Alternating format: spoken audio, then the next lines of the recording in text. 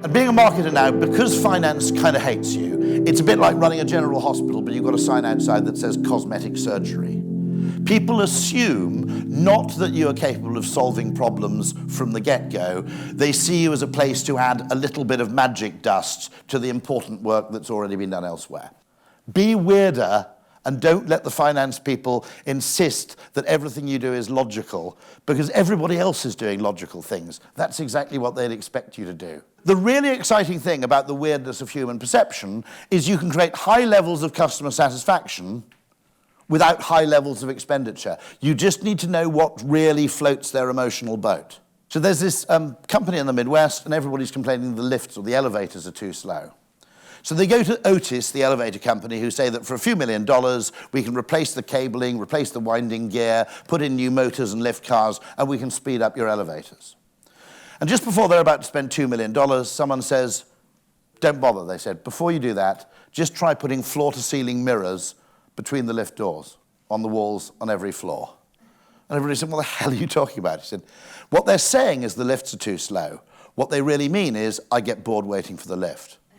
So they put floor-to-ceiling mirrors in between the doors, and whereas before the same people who'd been jabbing impatiently at the button and getting furious, once they had mirrors, the time was occupied in grooming or mild voyeurism, and all the complaints stopped, okay? So this is what I mean by an innovation. Actually, psychological insight is just as valuable as technological advance. I'll give you a fantastic example of how, again, understanding psychology can have huge effects.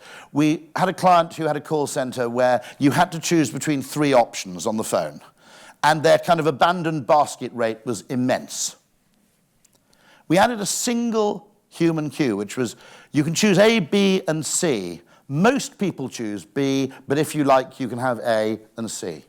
Once we added the single few words, most people choose B, the conversion rate went up about 2.5 to 3 times. Anything a business does that signals investment in a relationship tends to inspire trust. This is where we've got to be really careful about digital marketing, because the thing that makes digital marketing so appealing to finance people is the fact that it's cheap. What we fail to realize is that the fact that it's cheap and the fact that it's known to be cheap may make it ineffective. People perceive the importance of a message as not just to be about what it says, but how much it costs you to say it. Because something that's costly to say is sincere, and something that's easy to say may not be. And no one's looked nearly enough at this question, that one of the reasons why television is still 40% of ad spend. You know, 25 years ago, it was 40%. Today, it's 40%, is because TV achieved something by dint of being perceived to be expensive. Advertising that costs money is a reliable signal in the manufacturer's confidence in their product, because if they didn't think the product was going to be repeatedly and widely popular, they wouldn't risk the money. Digital advertising, I don't think, does that.